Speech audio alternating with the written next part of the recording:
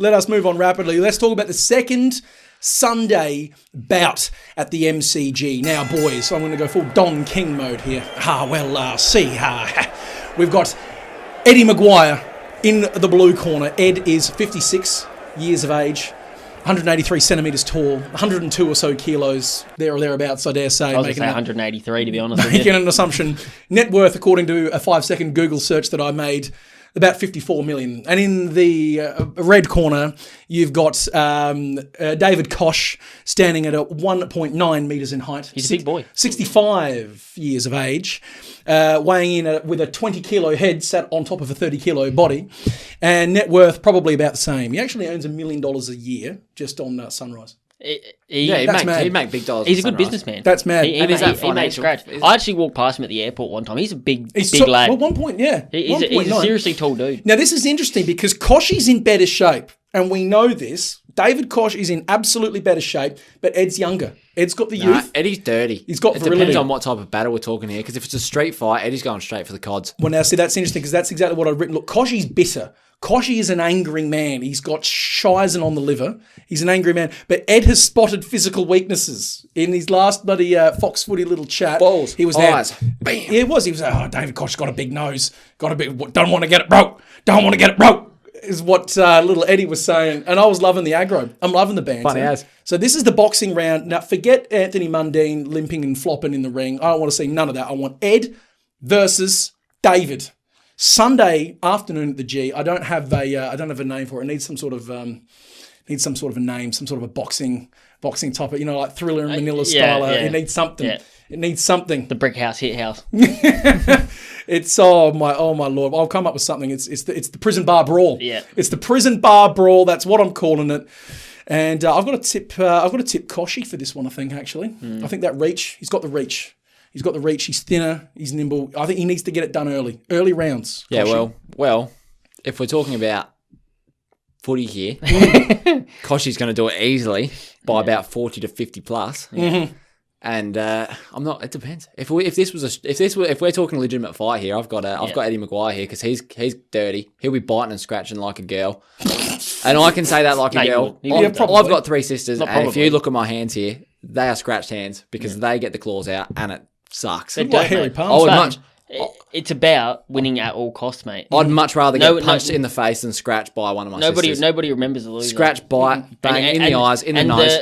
The more dirty you are, the more chance you are of going viral. And Eddie Maguire wins a legitimate fight, but too bad his team is a subpar, a burning a boxing match between Eddie and Koshi or a street fight carries far more intrigue than this football contest. Yeah, 40 plus absolutely would. I don't care about all this chat that Port's doing this and Port's no good against the good teams. No, they are good. For starters, Collingwood's not a good team, so this is going to be a massacre.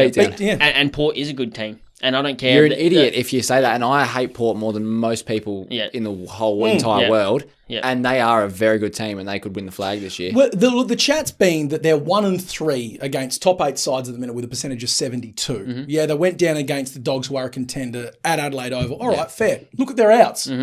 Mm-hmm. Western Bulldogs with a full squad to pick from at the minute. Yep. Lycett alone not being there for the Power made such a difference. And they were 8 points down with 5 minutes to go and they could have won it. They could have I'm not hearing any of this chat about. They just lost moments, as we say. They lost big moments in the game, and that cost them. They didn't lose the game like Port is battling just as much as anyone with their injuries. At the moment. They're really struggling, especially without guys like Dan Houston for that delivery into 50. I mean, big time.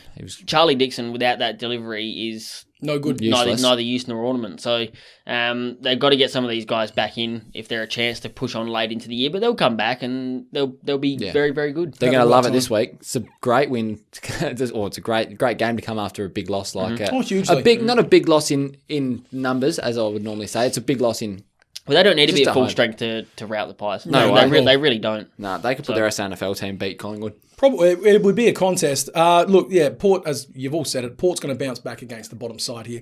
I will be interested because I think Boak and Wines are in ripping form at the minute, whereas Sidey and Pendles are really just dropping at the minute. Maynard seems to be cracking in a bit, but everyone at the Pies just looks like they put the queue in the rack for 2021. The only one that doesn't every week is Jack Crisp. Jack Crisp cracks in hard, and everyone else sort of just follows in his way. Yeah, meanders around and does whatever until the final siren goes. I tell you, he's going to have an absolute day out at the park.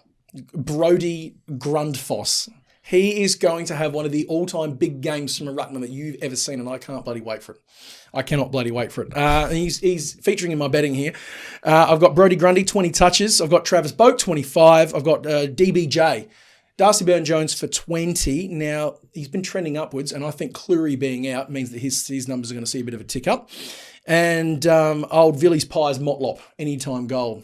And he's good for it. He's pushed out about $1.40, $1.45 this week off of the back of him missing one set shot.